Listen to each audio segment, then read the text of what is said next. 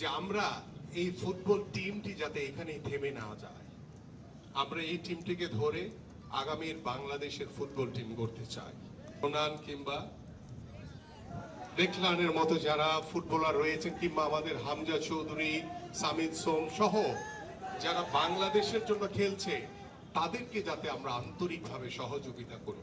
তিনি হচ্ছেন সম্মানিত মাননীয় ক্রীড়া প্রতিমন্ত্রী আমিনুল হক। আমিনুল ভাইয়ের জন্য জোরে একটা করতালি শুনতে চাই।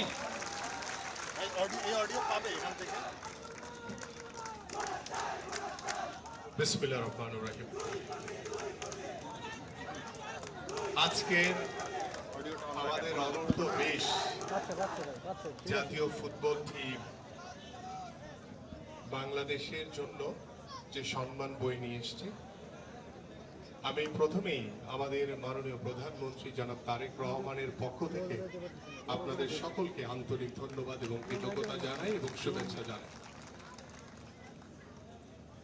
আমি যখন গতকালকে কক্সবাজারে একটি চায়ের দোকানে বসে পেনাল্টি শুট আউট দেখছিলাম, আমি তখন মাহিন যখন প্রথম পেনাল্টি শুট আউটটি ঠিকই দিয়েছে, আমি ঠিক 2003 সালে আমরা যখন ঢাকার মাটিতে প্রথম সাব চ্যাম্পিয়ন হয়েছিলাম, সেই দিনও আমি ঠিক মাহিনের মতো একটি পেনাল্টি শুট আউট ঠেকিয়ে বাংলাদেশ দলকে চ্যাম্পিয়ন করেছি। এবং শেষ হওয়ার সাথে সাথেই আমাদের মাননীয় প্রধানমন্ত্রী আমাদের এই বাংলাদেশ টিমকে অভিনন্দন জানিয়েছেন এবং আমার দেশবাসী যারা ফুটবল প্রেমী, যারা ফুটবলকে ভালোবাসে, সকল বাংলাদেশিরাও কিন্তু আমার এই বাংলাদেশ অনূর্ধ্ব 20 ফুটবল দলকে শুভেচ্ছা এবং অভিনন্দন জানিয়েছে। আমি শুধু আজকে একটি কথা বলে শেষ করতে চাই যে পুরস্কার সব সময় আমাদের খেলোয়াড়দেরকে উৎসাহিত করে।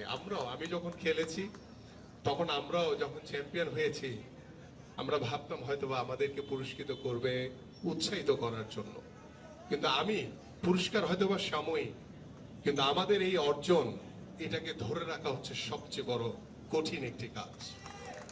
এবং সেই কঠিন কাজটিকে ধরে রাখার জন্য আমি আমার এই খেলোয়াড়দেরকে, আমার যারা বিএফএফ এর সুযোগ্য সভাপতি জনাব তাবিদ আওয়াল সহ যারা এখানে বসে আছেন, আমি সবাইকে অনুরোধ করব যে আমরা এই ফুটবল টিমটি যাতে এখানেই থেমে না যায়, আমরা এই টিমটিকে ধরে আগামীর বাংলাদেশের ফুটবল টিম গড়তে চাই।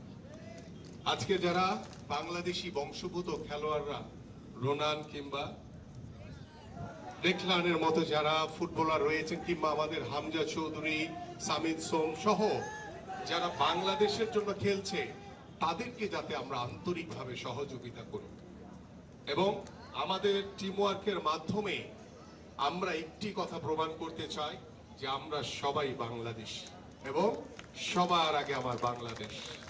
এবং সেই সবার আগে বাংলাদেশকে ধারণ করে আমরা সামনের দিকে এগিয়ে যেতে চাই।